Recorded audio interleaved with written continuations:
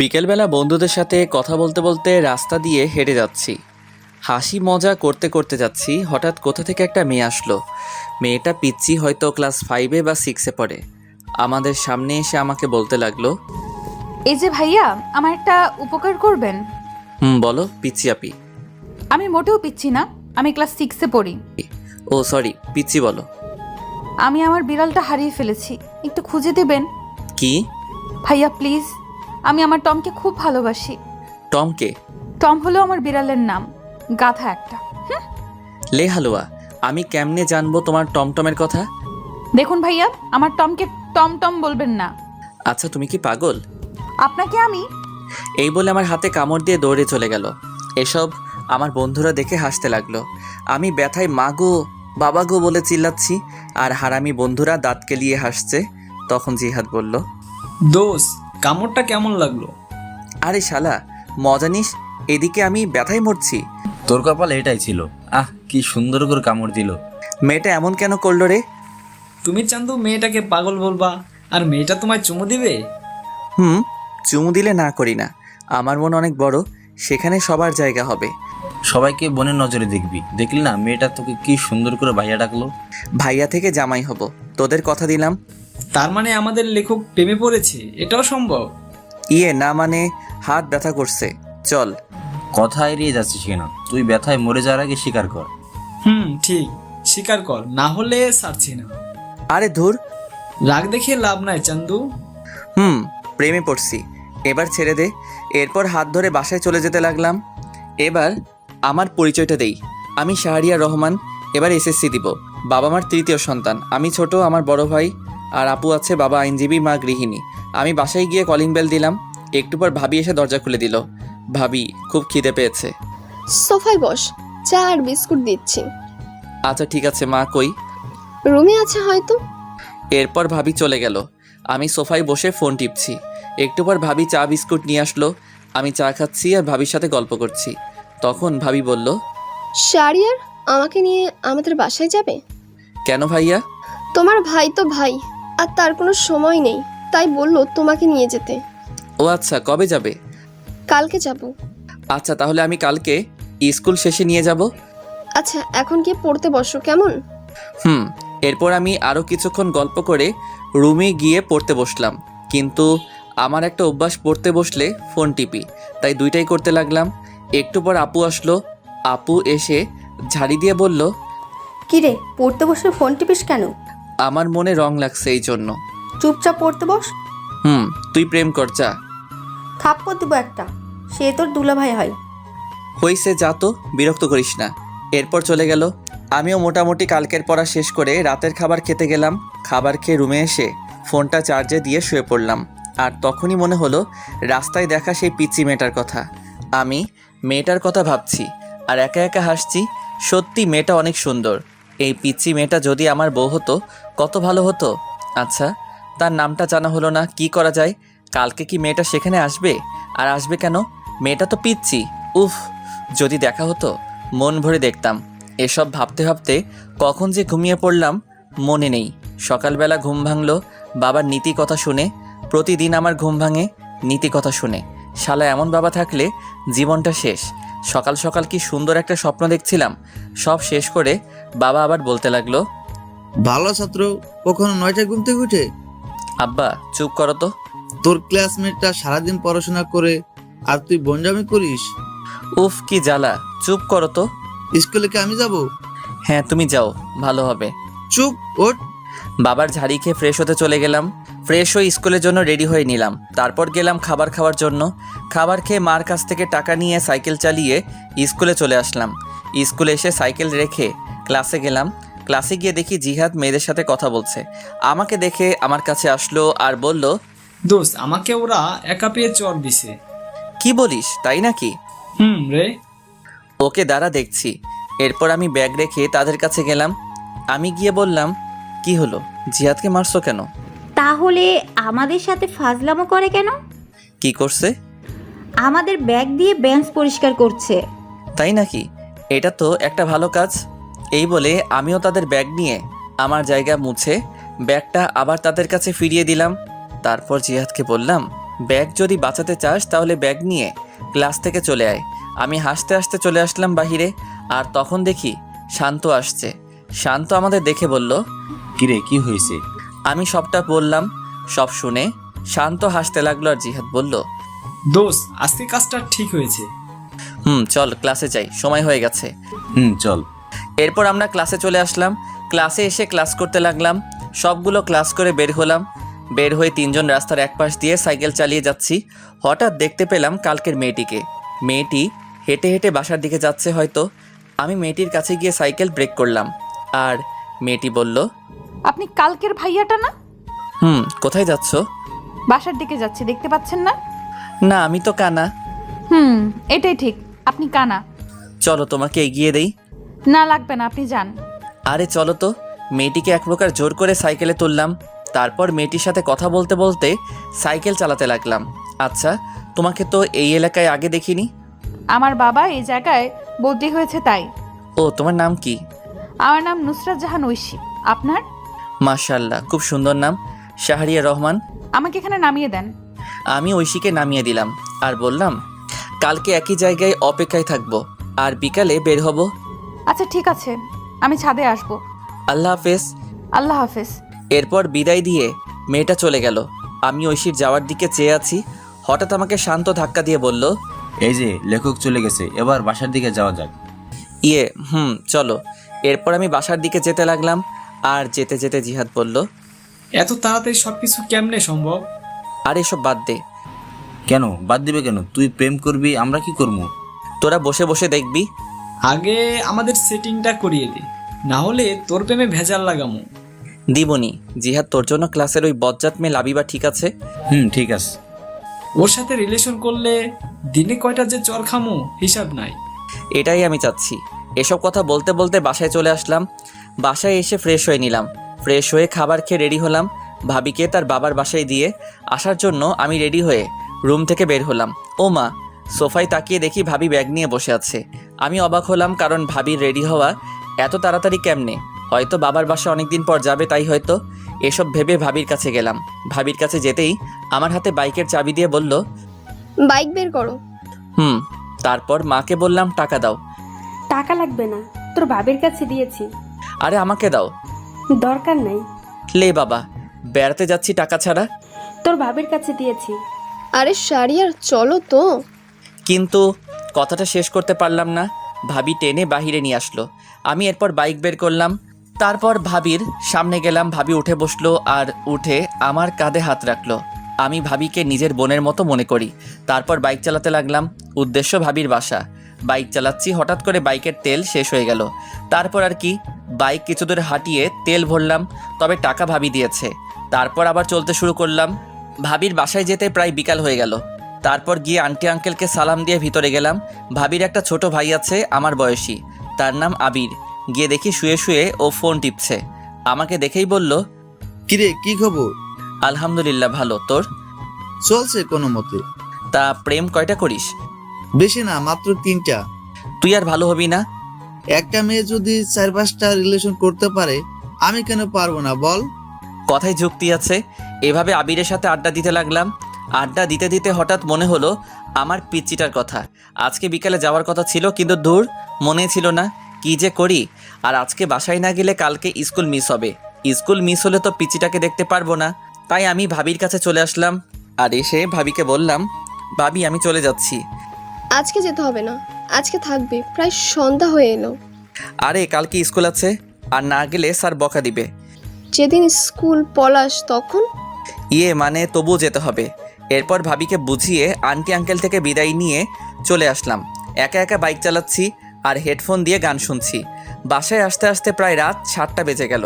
আমি বাইক রেখে calling bell দিলাম, আর একটু পর মা এসে দরজা খুলে দিল, আর আমাকে দেখে অবাক হয়ে বলল, কিরে চলে আসলি কেন?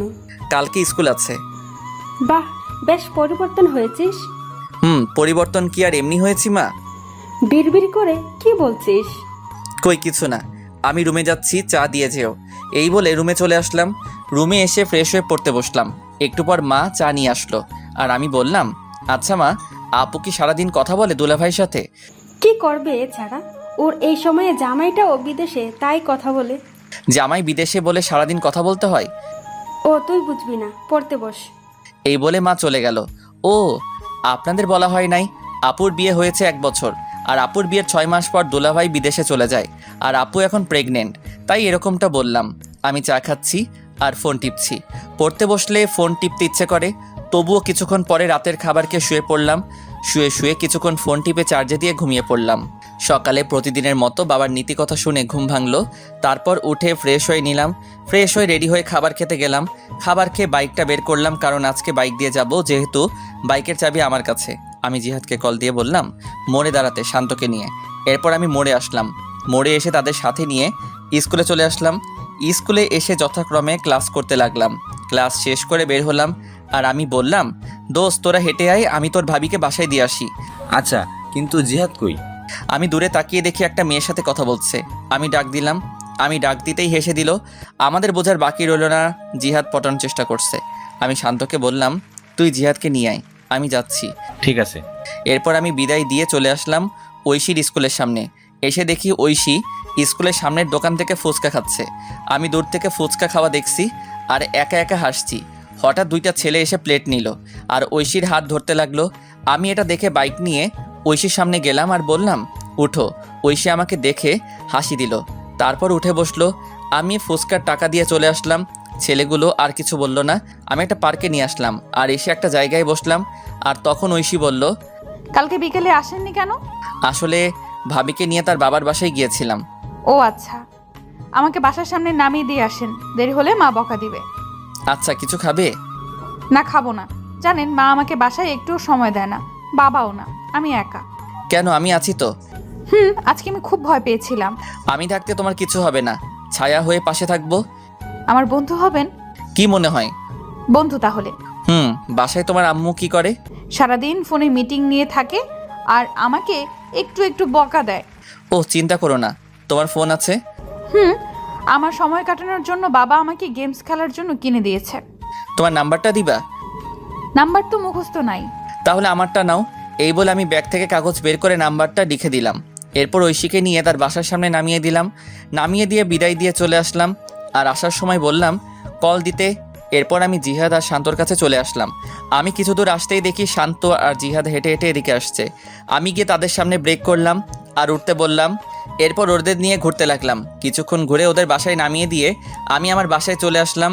বাসায় এসে ফ্রেশ হয়ে খাবার খেয়ে বিছানায় শুয়ে পড়লাম। আর তখনই আমার ফোনে একটা কল আসলো। আমি ফোনটা বের করে দেখি অচেনা নাম্বার। আমি ফোন রিসিভ করলাম। ওপাশ থেকে বলল আমি ঐশী। ও তুমি? এতক্ষণ তোমার কথাই মনে করছিলাম। কেন? আমাকে তুমি করে না বললে কল কেটে দিব। আচ্ছা তুমি করে বলবো। গুড। খেয়েছো? তুমি? জানো মা যেন কার সাথে কথা বলে। কার সাথে বলে তুমি জিজ্ঞেস করো নাই? করেছি, মা আমাকে বকা দিছে। থাক আর জিজ্ঞেস করো না, তোমার সব কিছু আমাকে বলবা। আচ্ছা তুমি কিন্তু আমি ছাড়ার কারোর সাথে কথা বলবে না। আচ্ছা বলবো না। এখন একটু ঘুমাও। এখন ঘুমালে বিকালে উঠতে পারবো না। তাহলে? আমার সাথে কথা বলতে হবে। এই টাকা নেই তো। আমার এই নাম্বারে ইমো খোলা, কল দাও। আচ্ছা দিচ্ছি। এরপর ঐশী আমার ইমোতে কল দিল আর আমি কথা বলতে লাগলাম। বিকাল পর্যন্ত কথা বললাম। মেয়েটা এত কথা বলতে পারে। এরপর বিকালে বের হলাম আর ফোন দিয়ে জিহাদ আর শান্তকে আসতে বললাম। আমি বের হলাম সাইকেল নিয়ে। তারপর জিহাদ আর শান্তকে নিয়ে ওদের বাসার সামনে আসলাম। আমি এসে কল দিলাম আর বললাম সাদে আসতে। একটু পর সাদে এসে কল দিল। আমি দূর থেকে দেখছি আর কথা বলছি। এভাবে চলে 1টা বছর। আমি এসএসসি দিলাম আর মোটামুটি ভালো রেজাল্ট করলাম। আর এখন ঐশী এখন আমাকে ছাড়া কিছু বোঝে না, কিন্তু এখনও পর্যন্ত ভালোবাসি কথা বললো না। আমি নতুন কলেজে ভর্তি হলাম, 3জন একই কলেজে ভর্তি হলাম। আর আপুর একটা ছেলে হয়েছে আর ভাবিও প্রেগনেন্ট। এইভাবে চলছিল দিনকাল। একদিন আমি ফোন রেখে কলেজে চলে গিয়েছিলাম আর সবার সাথে আড্ডা দিয়ে বিকালবেলা বাসায় ফিরলাম। বাসায় ফিরে ফোন হাতে নিয়ে দেখি 78টা মিস কল। আমি সাথে সাথে কল দিলাম আর কল দিতেই কল ধরলো। ওপাশ থেকে কান্নার আওয়াজ আসছে। আমি বুঝতে পারলাম আমার পিচিটা কান্না করছে। এই তুমি আজকে স্কুলে আসলে না কেন? তোকে আমি সকালে কল দিয়েছি, ধরিস নাই কেন? আসলে ফোন রেখে কলেজে গিয়েছিলাম তাই। তোর উপর রাগ করে স্কুলে যাইনি। সরি, এই কানে ধরছি, আর হবে না। কিন্তু ঐশী কান্না করছেই, এবারের মতো ক্ষমা করো। আজকে আমার জন্মদিন, তাই আজকে আসবা তুমি। আচ্ছা ঠিক আছে। তোমার বন্ধুদের নিয়ে আসবে। এবার হাসো। হয়েছে, পাম দিতে হবে না। পাগলি একটা। এরপর তার সাথে কথা বলা শেষ করে বিকেলবেলা বের হলাম। তারপর জিহাদ আর শান্তকে আসতে বললাম আর ওদের নিয়ে মার্কেটে আসলাম। মার্কেটে এসে একটা উপহার কিনলাম, কিনে বের হলাম। তারপর বাইক নিয়ে চলে আসলাম। আমরা বাইক পার্ক করে ভিতরে গেলাম। গিয়ে দেখি ঐশী তার বান্ধবীদের সাথে কথা বলছে। আমাদের আসতে দেখে আমাদের কাছে আসলো আর এসে বলতে লাগলো, এত দেরি হলো কেন? আসলে রাস্তায় অনেক জ্যাম। হয়েছে, আর বলতে হবে না, চলো ভেতরে যাই। চলো। এরপর আমরা ভিতরে গেলাম। ঐশী তার মা বাবার সাথে পরিচয় করিয়ে দিল, কিন্তু আমি ওর মায়ের সাথে কথা বলে তেমন ভালো মানুষ মনে হলো না, একটু অহংকারী। ওর বাবা অনেক ভালো মানুষ, আমাদের সাথে বেশ আড্ডা দিতে লাগলো। এইভাবে চলে গেল বেশ কিছুক্ষণ। তারপর কেক কাটা হলো। কেক কাটার পর ঐশী সবাইকে কেক খাইয়ে দিল। যখন আমার কাছে আসলো তখন কানের কাছে এসে বলল, এখন কেক খান, পরে আপনার কপালে মায়ের আছে, সকালেরটা ভুলিনি। না মানে। এরপর ঐশী আমাকে কেক খাইয়ে দিল, তারপর চলে গেল। তারপর আমরা খাওয়া দাওয়া করলাম, সবাই চলে যেতে লাগলো বিদায় দিয়ে। তাই আমরাও চলে যাওয়ার জন্য আঙ্কেলের কাছ থেকে বিদায় দিলাম। বিদায় দিয়ে ঐশীর কাছে আসলাম। ঐশীর কাছে এসে বললাম, যাচ্ছি তাহলে। তখন আমাকে একটা নীরব জায়গায় টেনে নিয়ে আসলো আর এসে আমাকে কিল ঘুষি মারতে লাগলো। আমি এসব কাণ্ড দেখে একা একা হাসছি। আর কোনো দিন যদি দেখি আমার সাথে এমন করতে। আর করব না, এবার খুশি? খুশি, সাবধানে যেও। এরপর বিদায় দিয়ে চলে আসলাম। আমি জিহাদ আর শান্তকে তাদের বাসায় নামিয়ে দিয়ে আমি আমার বাসায় চলে আসলাম। বাসায় এসে ফ্রেশ হয়ে পড়তে বসলাম। পড়ছি তখনই ঐশী কল দিল। আমি ফোনটা রিসিভ করলাম। আসসালামু আলাইকুম। ওয়ালাইকুম আসসালাম। কি করো? এই তো পড়ছি, তুমি? আমিও পড়তে বসলাম। শোনো না, বলো। আমি না একজনকে ভালোবাসি। সাথে সাথে মনটা খারাপ হয়ে গেল, হাসি মুখটা মলিন হয়ে গেল। তখন আমি বললাম, ও ভালো তো। তুমি কালকে ওই জায়গায় আসবে। কলেজ শেষ করে সময় পেলে আসবো। আসতে হবে। আর শাড়িটা কিন্তু খুব সুন্দর হয়েছে। ধন্যবাদ। কালকে স্কুলে যাব না, বুঝলে? আচ্ছা ঠিক আছে। এরপর আরও কিছু কথা বলে ফোনটা রেখে দিলাম আর বলতে লাগলাম, আমি যে তোমায় বড্ড বেশি ভালোবাসি, কেন বুঝতে পারো না? আমার চোখের সামনে অন্য কারো হাত ধরে বলবে এটা আমার ভালোবাসার মানুষ। কালকে এই দৃশ্য আমার জন্য অপেক্ষা করছে না, আমি পারবো না তোমায় ছাড়া থাকতে। এই বলে নিজের হাত কেটে ফেললাম। নিজের হাত থেকে যতটা না ব্যথা অনুভব হচ্ছে তার চেয়ে বেশি কষ্ট হয়েছিল। মনে হচ্ছিল এখনই যদি মারা যেতাম হয়তো সব কিছু ঠিক হতো, এটাই ভালো হতো। হঠাৎ মনে হলো কেউ আসছে আমার রুমে।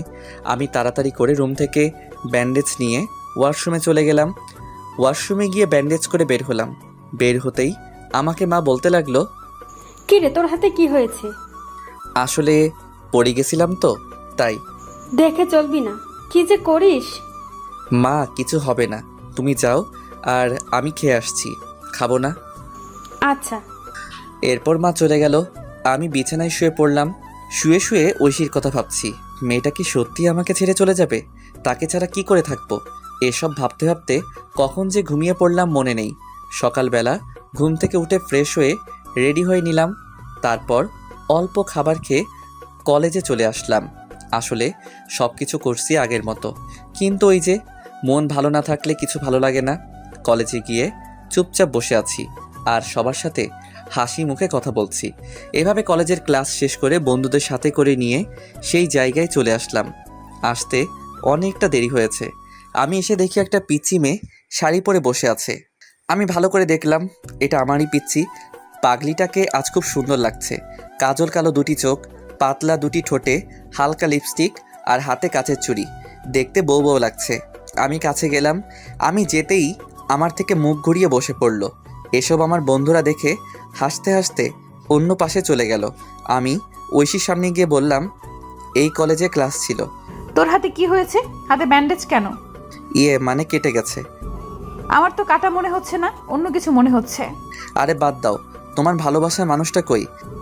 কুত্তা, তুই বুঝতে পারিস না আমি তোকে ভালোবাসি? এই বলে আমাকে জড়িয়ে ধরলো শক্ত করে। আমিও শক্ত করে জড়িয়ে ধরলাম। আমি জানি তুমি আমার জন্য পাগলামি করছো। তুমি কি করে বুঝতে পারলে? হার্টে কানেক্টেড, বুঝলে? বুঝতে পারছি, এবার ছাড়ো। না, আর একটু। এটা পার্ক কিন্তু। তখন জিহাদ বলতে লাগলো, সবাই ফ্রিতে সিনেমা দেখছে। আমি কথাটা শুনে ছেড়ে দিলাম। আর ঐশী বলল, আমার চকলেট কই? মনে নেই, কি? যাওয়ার সময় কিনে দিব। এবার খুশি? এবার চলো একটু ঘুরবো। এরপর জিহাদ আর শান্ত চলে গেল। তাদের নাকি বাসায় কাজ আছে। আমি ঐশীকে নিয়ে বিকাল পর্যন্ত ঘুরে তাকে একটা রিকশায় তুলে দিয়ে বাসায় চলে আসলাম। বাসায় এসে আপু ঝাড়ি দিতে শুরু করলো। কলেজ কি মাত্র শেষ হলো? আড্ডা দিছি। এত আড্ডা কিসের? আমি কোনো কথা না বলেই রুমে গিয়ে ফ্রেশ হয়ে নিলাম। তারপর মাকে বললাম খাবার দিতে। এরপর আমি খাবার খেয়ে ছাদে এসে ঐশীকে কল দিলাম। কল হতেই কল ধরলো। আমি ঐশীর সাথে কথা বলতে লাগলাম। এইভাবে চলছিল আমাদের দুষ্টু মিষ্টি ভালোবাসা। 2 বছর পর আমি ইন্টার পরীক্ষা দিয়ে বেকার বসে আছি, আর ওদিকে ঐশী এবার ক্লাস 9-এ উঠেছে। তাই সারাদিন ঐশীর সাথে কথা বলি। একদিন রাতে ঘুমিয়ে আছি, হঠাৎ আমার ফোনে কল আসলো। আমি ফোনটা হাতে নিয়ে দেখি ঐশী ফোন দিয়েছে। আমি ঘুম ঘুম চোখে রিসিভ করলাম। রিসিভ করতেই ওপাশ থেকে কান্নার শব্দ ভেসে আসলো। আমি কান্নার শব্দ পেয়ে বিছানা থেকে উঠে বসলাম আর বলতে লাগলাম, এই কান্না করছো কেন? আমাকে বাঁচাও, আমার মা বাবা আমাকে মেরে ফেলবে। মানে কি বলো? তুমি এখন কোথায়? আমি এখন এই জায়গায় লুকিয়ে বসে আছি, বাবা মা আমাকে খুঁজছে। আমি এখনই আসছি। এই বলে আমি ফোন কেটে দিয়ে রেডি হয়ে সাইকেল নিয়ে চলে আসলাম। এসে সেই জায়গায় আসলাম, আর আমাকে দেখে ঐশী আমার সাইকেলে উঠে বসলো আর বলতে লাগলো, তাড়াতাড়ি চলো। আমি তাড়াতাড়ি সাইকেল চালাতে লাগলাম। তখন একবার পিছনে তাকিয়ে দেখি একটা গাড়ি জোরে আমাদের দিকে আসতে লাগলো। আর তখন ঐশী বলতে লাগলো, এই তারা এসে পড়লো, তাড়াতাড়ি যাও। আমি সাইকেল জোরে চালাতে লাগলাম আর সোজা স্টেশনে আসলাম। দেখি একটা ট্রেন ছেড়ে যাচ্ছে। আমি সাইকেল থেকে নেমে ঐশীকে নিয়ে চলন্ত ট্রেনে উঠে পড়লাম। আর তাকিয়ে দেখি ঐশীর বাবা মা গাড়ি থেকে নেমে বলতে লাগলো, দেখ মেয়েটা চলে গেল, এবার সবকিছু পুলিশকে না বললেই হয়। এদিকে আমি ট্রেনে উঠে হাঁপাতে লাগলাম আর ঐশীও হাঁপাতে লাগলো। আমি ট্রেনের ভিতরে গেলাম আর একটা ফাঁকা জায়গা দেখে ঐশীকে নিয়ে বসে পড়লাম। অনেকক্ষণ চুপ থাকার পর আমি বললাম, কি হয়েছে আমাকে সব বলো। শুরু তাহলে। বাবা মা রাতের বেলায় আলোচনা করছিল। আমি তোমার সাথে কথা বলে পানি খাওয়ার জন্য টেবিলে আসলাম। তারপর পানি খেয়ে যখন বাবা মায়ের রুমের সামনে দিয়ে যাচ্ছিলাম, তখন কিছু কথা কানে আসে। কথাগুলো এমন ছিল, ওরা নাকি আমার কাকা কাকি। আমার যখন 1 বছর ছিল তখন নাকি আমার বাবা মা মারা যায় অ্যাক্সিডেন্টে। আর আমার বাবার সব সম্পত্তি আমার নামে হওয়ায় আমার কাকা কাকি আমাকে লালন পালন করছে। আর কালকে নাকি আমাকে জোর করে দলিলে সাইন করাবে, আর সাইন না করলে মেরে ফেলতে পারে। পরে আমি এসব শুনে ফোন নিয়ে আর ব্যাগ গুছিয়ে লুকিয়ে বাইরে এসে তোমাকে কল দিলাম। ও আচ্ছা, কিন্তু আমি তো কিছু নিয়ে আসি নাই, আর এখন তো তোমাকে নিয়ে চিন্তা হচ্ছে। আমার বাসা থেকে 10,000 টাকা আর কিছু আমার অলংকার নিয়ে আসছি। তার মানে আমরা পালিয়ে যাচ্ছি? যেটা মনে করো। আচ্ছা, কি আর করার। তখনই একটা লোক এসে ট্রেনের টিকিট দেখতে চাইলো, কিন্তু আমাদের কাছে তো টিকিট নেই, তাই ভাড়া দিলাম আর সাথে জরিমানাও দিলাম। এরপর লোকটা আমাদের হাতে টিকিট দিয়ে চলে গেল আর বলে গেল কেউ আসলে এটা দেখাতে। আমিও বিদায় দিলাম। আমি টিকিট দেখে দেখি এটা রাজশাহী যাওয়ার টিকিট, তার মানে আমরা রাজশাহী যাচ্ছি। তখনই ঐশী বলল, এই খুব ঘুম পাচ্ছে। ঘুমাও। ঐশী আমাকে জড়িয়ে ধরে ঘুমিয়ে পড়লো। আমিও কখন যে ঘুমিয়ে পড়লাম মনে নেই। ঘুম ভাঙলো ঐশীর ডাকে। এই আমরা চলে আসছি, ওঠো। তারপর আমরা ট্রেন থেকে নেমে কোথায় যাব কিছু বুঝতে পারছি না। আগে একটা বাসা ঠিক করা দরকার। তারপর স্টেশন থেকে বেরিয়ে এক পাশ দিয়ে হাঁটতে লাগলাম। হঠাৎ চোখ পড়লো একটা লিফলেটের উপর লেখা বাসা ভাড়া দেওয়া হবে। আমি লিফলেটের নিচে থাকা নাম্বারে কল দিলাম। কিছুক্ষণ কল হতে কল ধরলো। আসসালামু আলাইকুম। ওয়ালাইকুম আসসালাম। জি, বাসা ভাড়ার জন্য ফোন দিলাম। ও, বিবাহিত ছাড়া ভাড়া দেওয়া হয় না? জি, আমরা বিবাহিত। তাহলে এখন তো সকাল 7টা বাজে, আপনি 10টায় আসেন আর সাথে করে বিয়ের কাবিননামা নিয়ে আসবেন। জি আচ্ছা, ধন্যবাদ আপনাকে। এরপর ফোন কেটে দিলাম। ফোন কেটে দিয়ে ঐশীকে বললাম বিয়ে করা লাগবে। চলো কাজী অফিসে। আরে সাক্ষী লাগবে না, টাকা দিলে সব হয়, চলো তো। এরপর একজনকে জিজ্ঞেস করে কাজী অফিসের দিকে যেতে লাগলাম। তারপর পৌঁছে গেলাম। গিয়ে দেখি আমাদের মতো আরও এক কাপল বিয়ে করার জন্য আসছে। আমাদের দেখে ওখানের ছেলে বলল, ভাই কি বিয়ে করবেন? ভাই কেন? আপনি আমার বিয়ের সাক্ষী হয়ে যান আর আমি আপনারটা। আচ্ছা। কাজীকে বুঝতে দেবেন না আমাদের মধ্যে পরিচয় নেই, না হলে বেশি টাকা চাইবে। ওকে। এরপর আমরা ভিতরে গেলাম। ভিতরে গিয়ে একে একে বিয়েটা সেরে ফেললাম। বিয়ে শেষ করে প্রমাণস্বরূপ ফোনে পিক তুলে নিলাম। তারপর বিদায় দিয়ে আমরা আমাদের মতো চলে আসলাম। আর তখন ঐশী বলল, এই খুব খিদে পেয়েছে। আমারও খুব খিদে পেয়েছে, চলো আমরা একটা রেস্টুরেন্টে আসলাম আর সকালে নাস্তা করে সেই লোকের দেওয়া ঠিকানায় চলে আসলাম। আর এসে লোকটাকে আবার কল দিলাম, আঙ্কেল আমি আপনার বাসার সামনে দাঁড়িয়ে আছি। আচ্ছা দাঁড়াও, আসছি। একটু পর একটা লোক আসলো। চলো তোমাদের রুমটা দেখাই। এরপর লোকটা আমাদের রুম দেখাতে লাগলো আর বলল, ভাড়া 3,000 টাকা সব মিলিয়ে। ও আচ্ছা, তা আঙ্কেল আমরা আজকে উঠবো। আচ্ছা সমস্যা নেই। আমি আঙ্কেলকে 2,000 টাকা দিয়ে দিলাম। উনি বেশ খুশি হলো। তারপর আমার হাতে চাবি দিয়ে চলে গেল। আমি আর ঐশী মিলে রুমটা পরিষ্কার করতে লাগলাম।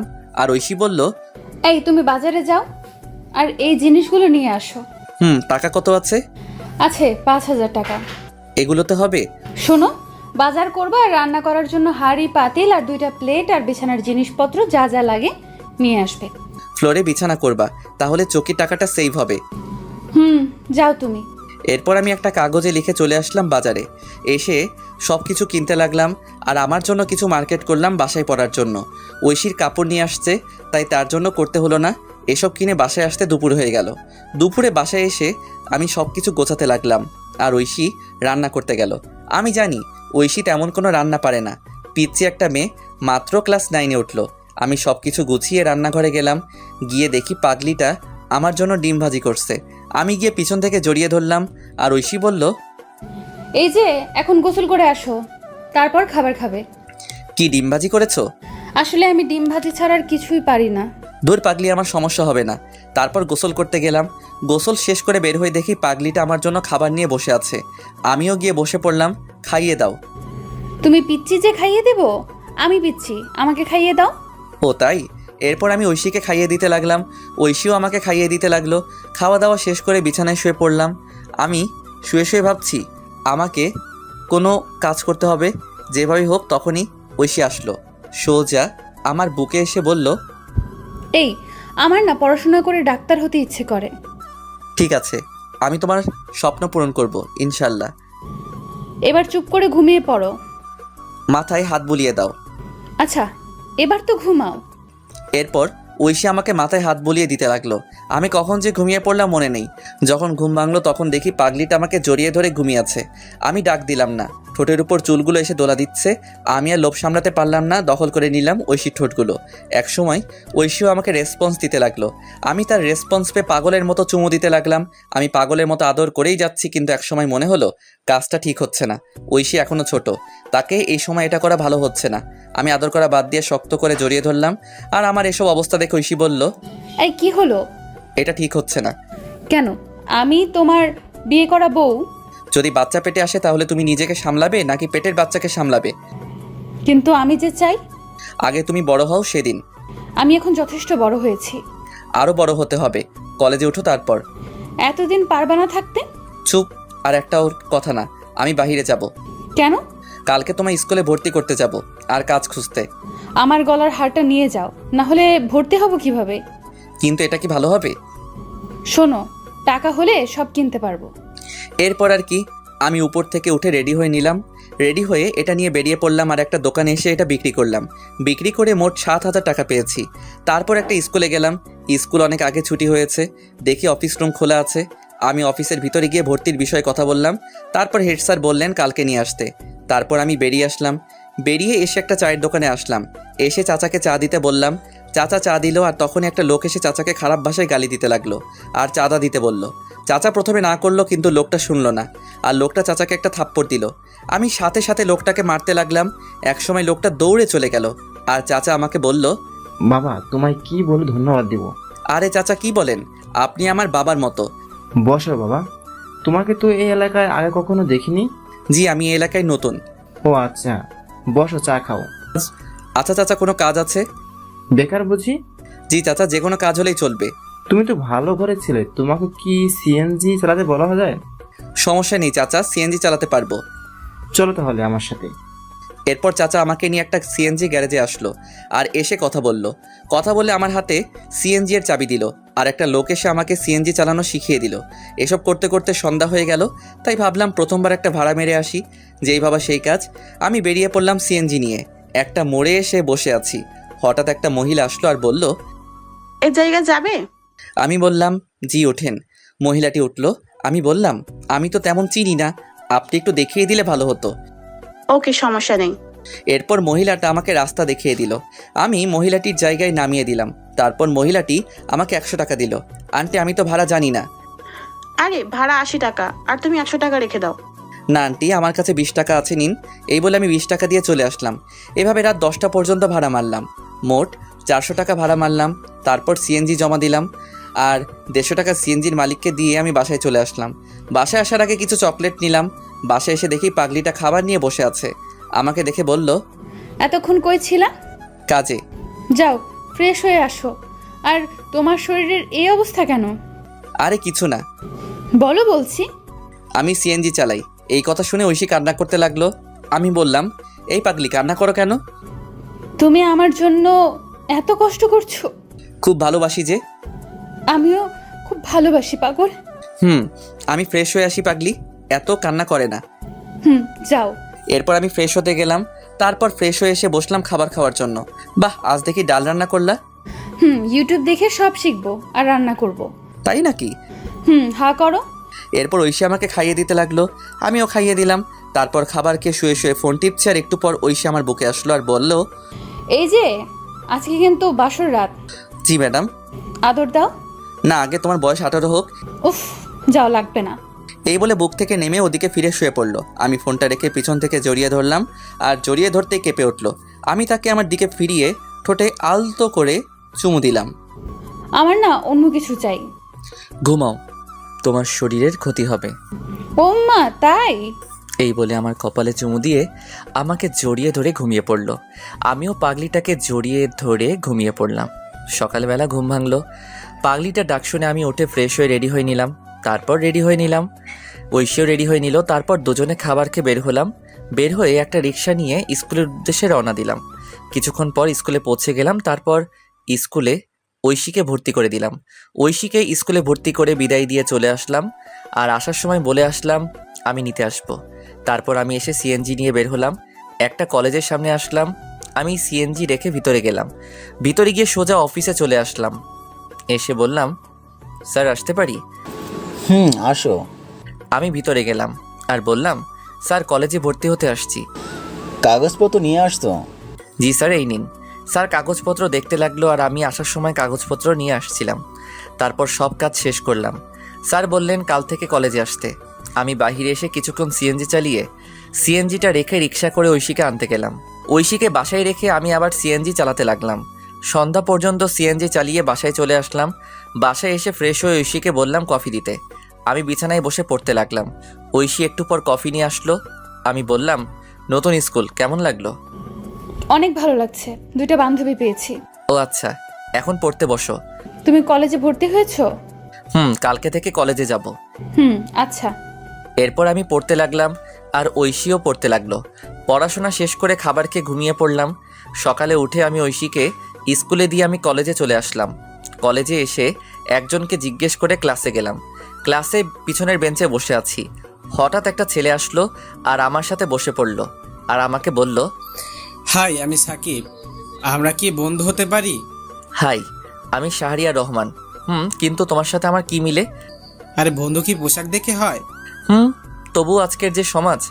আরে বাদ দাও, আজ থেকে আমরা তুমি করে বলবো। আচ্ছা। এরপর সাকিবের সাথে আড্ডা দিতে লাগলাম।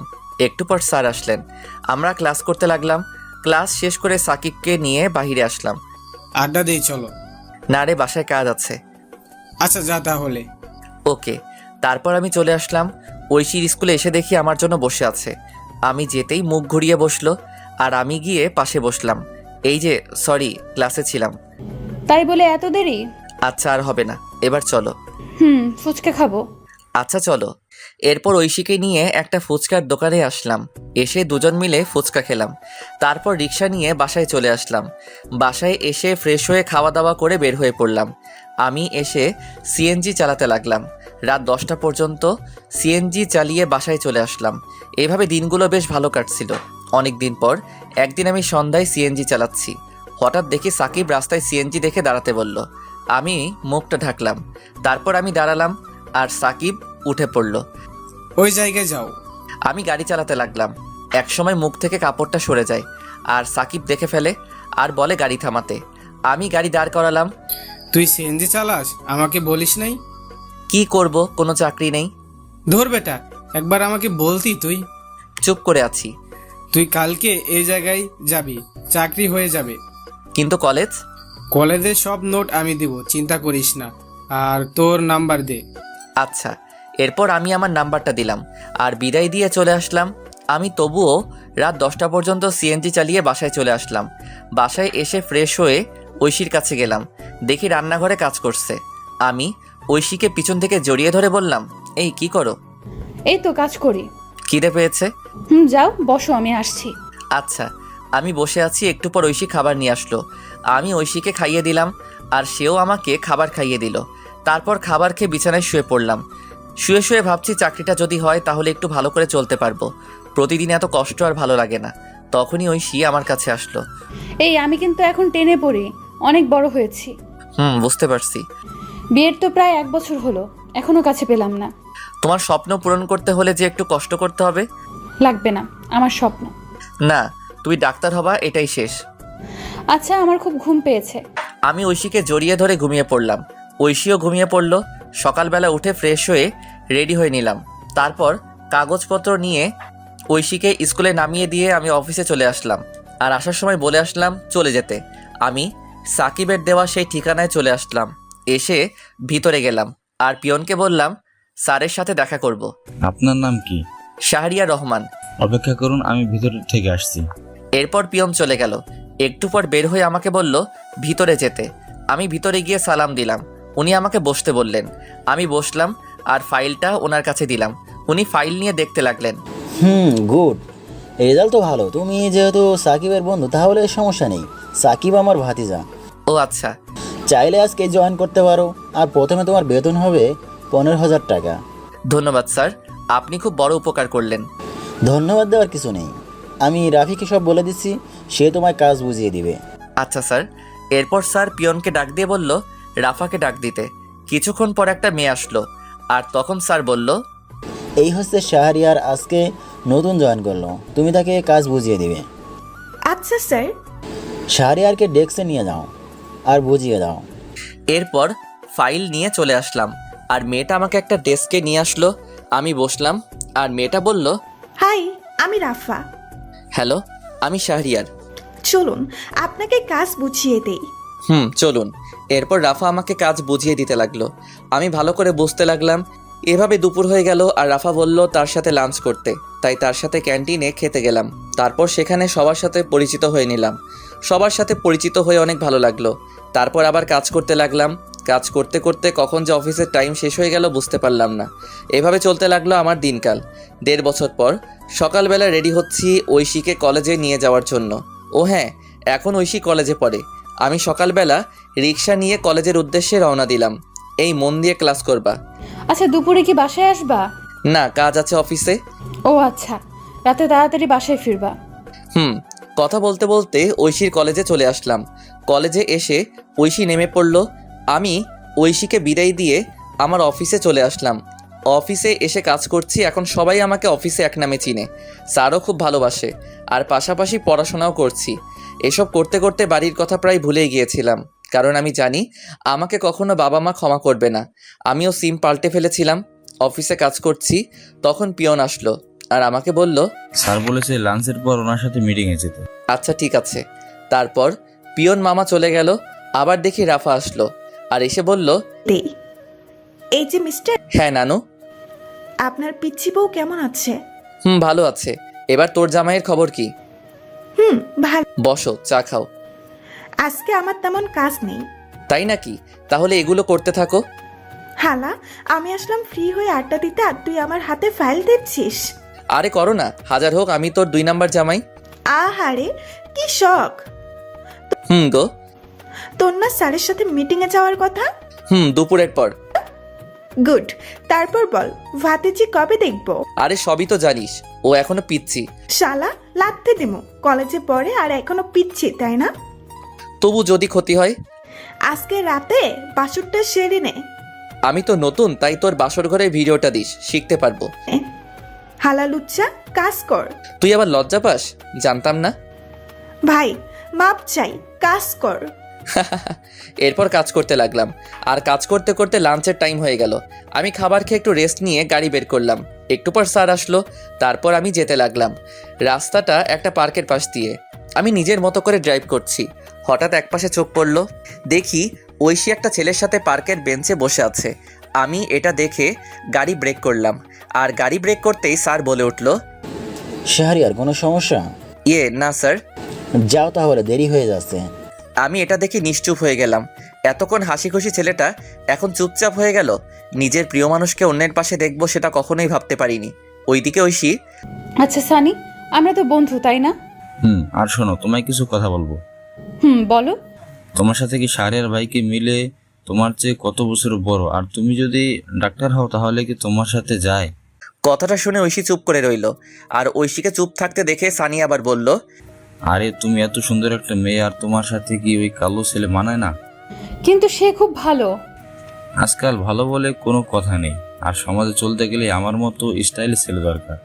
আজকে যেতে হবে, আল্লাহ হাফেজ। আর শোনো, এদিকে আমি ঐশীকে এই অবস্থায় দেখে খুব কান্না পাচ্ছে। কিন্তু ওই যে একটা কথা, ছেলেদের কখনো কান্না করতে নেই। ছেলেদের চোখে কান্না মানায় না, কারণ তারা পুরুষ। যে ছেলেটা বাসায় কোনো কাজ করে না কিন্তু পরিস্থিতির শিকার হলে সব কিছু করতে পারে, হ্যাঁ এটাই ছেলে। একটা ছেলে কখনো তার ভালোবাসাকে পরিবারের জন্য ছেড়ে যায় না, কিন্তু একটা মেয়ে পরিবারের জন্য ঠিকই চলে যায়। হয়তো আপনারা বলতে পারেন ছেলেরা কি তার পরিবারকে ভালোবাসে না, কিন্তু দিন শেষে দেখবেন একটা ছেলে পরিবারকে যেমন ভালোবাসে ঠিক তেমনি প্রিয় মানুষটিকেও ভালোবাসে। যার জন্য নিজের পরিবার ছাড়লাম, সব কিছু ছেড়ে তাকে নিয়ে চলে আসলাম। আর সেই ঐশী একটা ছেলের সাথে পার্কে, না এটা কি করে মেনে নেওয়া যায়। আমি কোনো মতে মিটিং শেষ করে সন্ধ্যায় নদীর পাড়ে চলে আসলাম।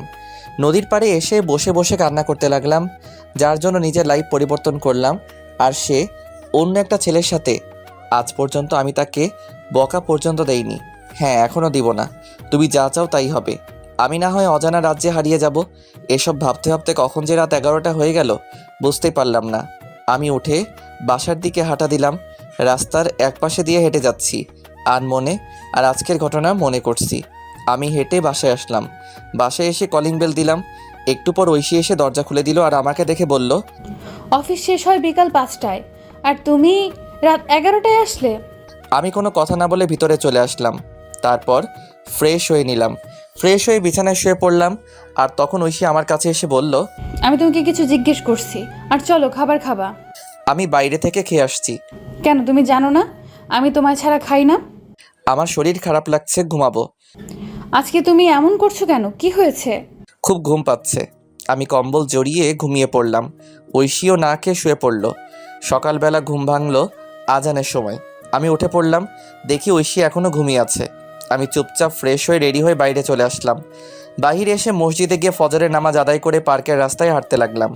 একা একা, এখন ভোর, তাই তেমন লোকজন নেই। আমি পার্কের রাস্তায় হেঁটে চলছি, ভালোই লাগছে পরিবেশটা, নিবিড় আর ঠান্ডা বাতাস বইছে। তখনই আমার ফোনে কল আসলো। আমি ফোনটা বের করে দেখি ঐশী কল দিয়েছে। আমি ফোনটা রিসিভ করলাম, আর তখনই ওপাশ থেকে বলতে লাগলো, আমাকে না বলে চলে গেলে কেন, আর খাবার খেয়ে গেলে না কেন? তুমি ঘুমিয়েছিলে তাই ডাকিনি, আর আমার অফিসে কাজ আছে। আমি কি করলাম বলবে একটু? আরে তুমি আবার কি করবা, আর খাবার খেয়ে কলেজে যাও। বাই, আমি বিজি আছি। আমি কল কেটে দিলাম। তারপর ফোনটা সাইলেন্ট করে পকেটে রাখলাম। খুব খিদে পেয়েছে তাই পার্ক থেকে একটা রেস্তোরাঁয় আসলাম। এসে সকালে নাস্তা করে অফিসে চলে আসলাম। অফিসে এসে আমি ডেস্কে বসে কাজ করছি, কিন্তু কাজে মন বসছে না। কি করব, তখনই রাফা আসলো আর বলল, এই যে স্যার, মন খারাপ কেন? আরে না।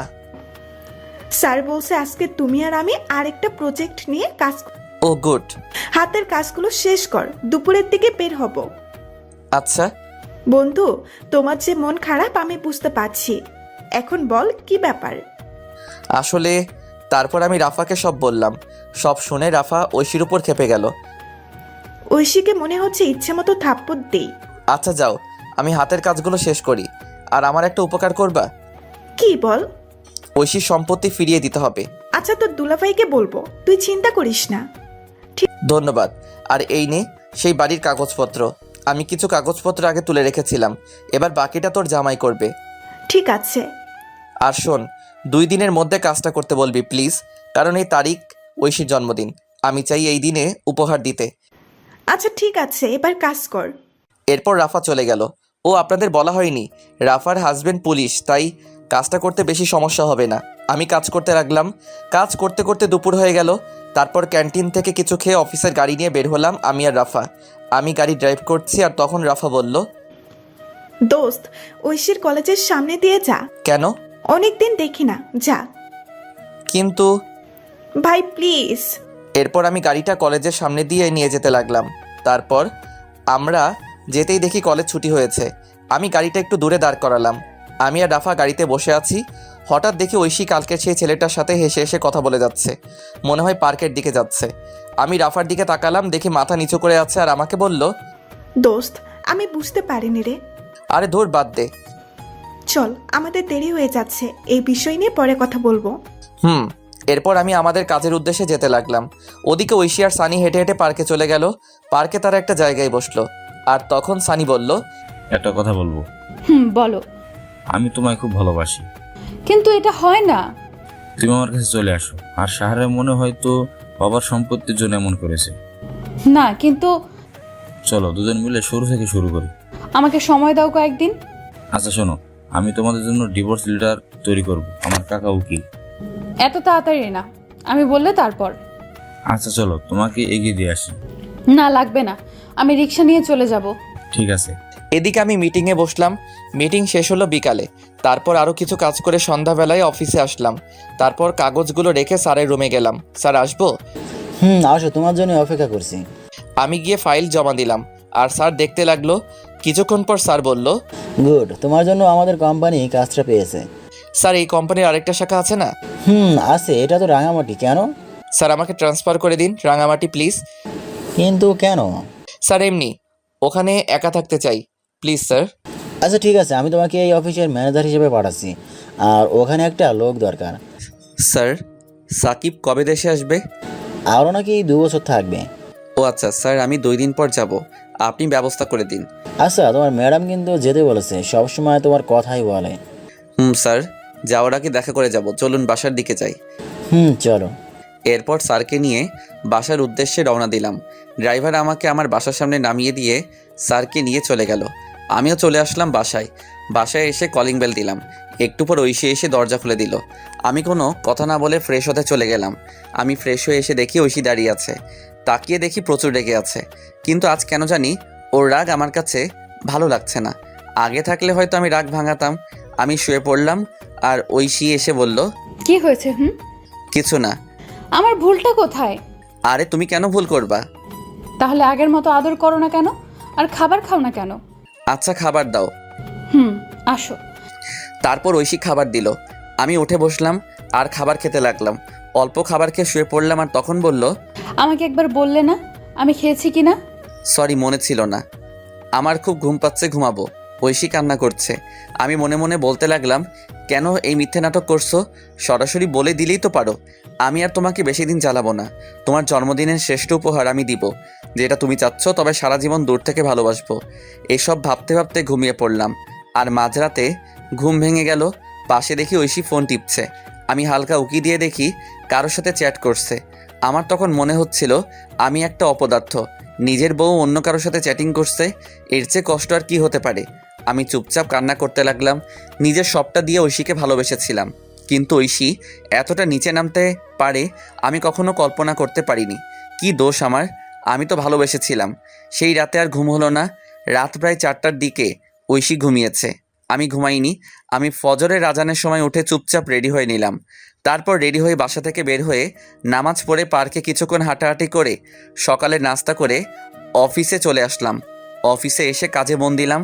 আর একটু পর রাফা আসলো আর আমাকে বলল, দুপুরে থানায় যেতে বলছে। তার মানে একদিনের মধ্যে কাজ শেষ? দেখতে হবে না জামাইটা কার। আমি আজকে চলে যাব রাতে। আজকেই যেতে হবে? কালকে তো ঐশীর জন্মদিন। আর শোন, ঐশী যে ছেলেটার সাথে কথা বলে তার নাম সানি, বাসা এই জায়গায়। আরে ওই ছেলের ঠিকানা দিয়ে আমি কি করব? তবুও জেনে রাখ, আর ছেলেটা ভালো না। ও শোন, তুইও সাথে যাবি থানায়? না। আচ্ছা ঠিক আছে, এখন কাজ কর। এরপর রাফা চলে গেল আর আমিও কাজ করতে লাগলাম। কাজ করতে করতে দুপুর হয়ে গেল।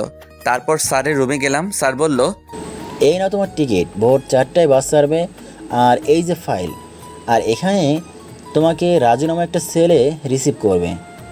ওকে স্যার, এই নিন এই মাসের সমস্ত হিসাব, আর পিয়নের দিকে একটু খেয়াল রাখবেন, লোকটা সুবিধার না।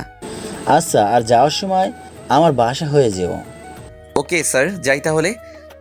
এরপর স্যারকে বিদায় দিয়ে রাফাকে নিয়ে থানায় আসলাম। থানায় এসে সোজা ভাইয়ার কেবিনে গেলাম। দেখি ভাইয়া কাজ করছে। আমাদের দেখে ভাইয়া ভিতরে যেতে বলল। আমরা গিয়ে বসলাম আর উনি বললেন, শাহরিয়ার, এই নাও ফাইল। এখানে সমস্ত সম্পত্তির কাগজপত্র আর দলিল আছে। আর ঐশীর কাকা কাকি এখন জেলে। আমি ফাইল নিলাম আর বললাম, ধন্যবাদ ভাই। এবার বলো কি খাবে? আজকে বাসায় চলো, তোমার খবর আছে। আমি কি করলাম? তখনই রাফা চলে গেল। আমি বললাম, ভাই রেগে আছে কেন? কালকে বাসায় যায়নি। ও আচ্ছা, আর ভাই আজকে রাঙামাটি যাচ্ছি। ও আচ্ছা, আর খুব তাড়াতাড়ি যাচ্ছে হওয়া। তাই নাকি? এই রাফাকে বলবে না, আমি গিয়ে সারপ্রাইজ দিব। ওকে তাহলে যাচ্ছি, আর দোয়া চাই। ওকে, আল্লাহ হাফিজ। এরপর বিদায় নিয়ে চলে আসলাম। আমি আর রাফা অফিসে আসলাম। অফিসে এসে কাজ করতে লাগলাম আর মোটামুটি সবার কাছ থেকে বিদায় নিলাম। এভাবে অফিস টাইম শেষ হলো। আমি স্যারের সাথে আরও কিছু কথা বলে বাসার দিকে যেতে লাগলাম। যাওয়ার সময় একটা গোলাপ কিনলাম। বাসায় যেতে প্রায় সন্ধ্যা হয়ে গেল। আমি গিয়ে কলিং বেল দিলাম। তারপর ঐশী এসে দরজা খুলে দিল। আমি গোলাপটা আগেই লুকিয়ে রেখেছি। আমি চুপচাপ ভিতরে চলে গেলাম। ভিতরে গিয়ে ফাইলটা আলমারিতে রেখে ফ্রেশ হতে চলে গেলাম। ফ্রেশ হয়ে এসে দেখি আজকে আর তেমন কোনো কথা বলছে না। হয়তো এতক্ষণ এই ছেলের সাথে কথা বলছিল আর আমি এসে বিরক্ত করলাম। আমি ভাবলাম এখন বাসায় কি করব, তাই ভাবলাম বাহির থেকে হেঁটে আসি। যেই ভাবা সেই কাজ। আমি বাহিরে চলে আসলাম। আমি চাচার দোকানে আসলাম। এসে চাচাকে চা দিতে বললাম আর চাচার সাথে গল্প করতে লাগলাম। আর তখনই আমার ফোনে কল আসলো। আমি ফোনটা বের করে দেখি সাকিব ফোন দিয়েছে। আমি কলটা রিসিভ করলাম। কিরে, কি অবস্থা? শালা, একদিন আমাকে ফোন দিয়েছিস? আরে অনেক বিজি থাকতে হয়। শুনলাম রাঙামাটি যাচ্ছিস। রে, কি হয়েছে বলতো? বাদ দে না, কি দরকার? আমাকে বন্ধু ভাবলে বল। শোন তাহলে। এরপর আমি আমার সাথে ঘটে যাওয়া সব কিছু সাকিবকে বললাম। সব শুনে সাকিব বলল, দোস্ত, তোকে সান্ত্বনা কিভাবে দিব, আমার ভাষা নেই। বাদ দে। আর দেশে আসবি কবে? আরো 2 বছর পর। ও আচ্ছা। এরপর সাকিবের সাথে আরও কথা বলে ফোন কেটে দিলাম। আর চাচার সাথে কথা বলতে বলতে রাত 10টা বেজে গেল। আমি চাচাকে বিদায় দিয়ে বাসার দিকে যেতে লাগলাম। আমি রাস্তা দিয়ে হেঁটে যাচ্ছি আর তখন দেখি কিছু ছেলে একটা ছেলেকে মারছে। আমি তাদের কাছে গেলাম। আমি কাছে গিয়ে দেখি এটা সানি, যে ঐশীর সাথে কথা বলে। আমি পিছন ফিরলাম আর মনে হলো আজকে যদি আমার ভাইকে মারতো তাহলে কি আমি চলে যেতে পারতাম? না, ছেলেটাকে বাঁচাতে হবে। এই বলে আমি অন্য ছেলেদের মারতে লাগলাম। একসময় ছেলেগুলো দৌড়ে চলে গেল আর আমি পাশে তাকিয়ে দেখি সানি দাঁড়িয়ে আছে। আমি কাছে গিয়ে বললাম, ওরা তোমাকে মারছিল কেন? আসলে ওরা আমার সব কিছু নিয়ে যেতে চেয়েছিল, কিন্তু আমি না করি তাই। ও আচ্ছা, রাতে বাইরে থাকতে নেই, বাসায় চলে যাও। এই বলে আমি আবার হাঁটা দিলাম। এদিকে ছেলেটা মনে মনে ভাবছে, শাহরিয়ার ভাই সত্যিই খুব ভালো মানুষ। আজ ওনারা না থাকলে আমি হাসপাতালে থাকতাম। এসব ভেবে চলে গেল বাসায়। আমি বাসায় এসে কলিং বেল দিলাম, কিন্তু আজ ঐশী একটু দেরিতে দরজা খুললো আর হাতে দেখি ফোন স্ক্রিন অন করা। আমি আর না তাকিয়ে বিছানায় শুয়ে পড়লাম। আর তখন আমায় বলল, খাবার খাবে না? না। আগে বললে কি হতো, তাহলে রান্না করতাম না। সরি। ভালো লাগে না নাটক। চুপ করে রইলাম। আমি একসময় ঘুমিয়ে পড়লাম। আর যখন ঘুম ভাঙলো তখন দেখি রাত 3টা বাজে। আমি পাশে তাকিয়ে দেখি ঐশী ঘুমিয়ে আছে। আমি ঐশীর ফোনটা হাতে নিলাম আর চেক করলাম, কিন্তু পাসওয়ার্ড দেওয়া আগে তো আমার নাম ছিল, তাই আমার নাম দিলাম, কিন্তু পাসওয়ার্ড ভুল দেখাচ্ছে। আমার আবার মনে হলো সানির নাম দেওয়ার জন্য। আমি সানির নাম দিলাম, দেখি লক খুলছে। ফোনে লক খুলতেই আমি অবাক, কারণ ওয়ালপেপারে সানির পিক। আমার ইচ্ছে করছে ফোনটা ভেঙে ফেলতে। নিজের ভালোবাসার মানুষের ফোনে অন্যের পিক, তাও আবার ওয়ালপেপারে। আর পাসওয়ার্ড, বাহ কি সুন্দর। আমি চ্যাটিং চেক করলাম, দেখি রাত 1:34 পর্যন্ত কথা হয়েছে। আমি ফোনটা রেখে দিলাম। তারপর টেবিলে বসলাম আর একটা কাগজ নিলাম আর লিখতে লাগলাম, পাগলি, তুই যখন এই চিরকুটটা পড়বে তখন আমি অনেক দূরে থাকবো। তোমাকে অনেক ভালোবেসেছিলাম, নিজের সবটা উজাড় করে দিয়েছিলাম, কিন্তু যেদিন দেখলাম তুমি অন্য কারোর সাথে পার্কে বসে আড্ডা দিচ্ছ, তখন মনে হয়েছিল আত্মহত্যা করি, কিন্তু কেন করিনি জানো? ওই যে মহাপাপ, এর জন্য বেঁচে আছি, এত ভালোবাসি তবুও বুঝলে না। আর হ্যাঁ, আমি তো তোমার যোগ্য না, আমার চেহারা খারাপ আর আমি তোমার থেকে অনেক বছরের বড়, তোমার সাথে আমার মিলে না। কিন্তু তুমি যদি প্রথমে না করতে তাহলে এত কষ্ট হতো না। আমি ভুল ছিলাম। তোমার বাবার সম্পত্তি তোমায় ফিরিয়ে দিলাম, ফাইলে সব আছে, পারলে সেখানে চলে যেও। আর সানি ভালো ছেলে, তার সাথে নতুন জীবন শুরু করো। দোয়া করি তোমাকে ডিভোর্স দিতে পারবো না, তবে এটা ভেবো না আমি কোনো দিন স্ত্রীর অধিকার নিয়ে সামনে আসবো না। আমি তো ভুলেই গিয়েছিলাম, তুমি তো এখন আর পিচ্চি বউ নেই, তুমি এখন অনেক বড় হয়ে গেছো। ইচ্ছে করছিল শেষবার জড়িয়ে ধরতে, কিন্তু অধিকারটা আর নেই। পাগলি রে, খুব ভালোবাসতাম তোকে, নিজের খেয়াল নিও আর সানিকে কষ্ট দিও না। ছেলেটার বয়স অল্প, হয়তো সামলাতে পারবে না।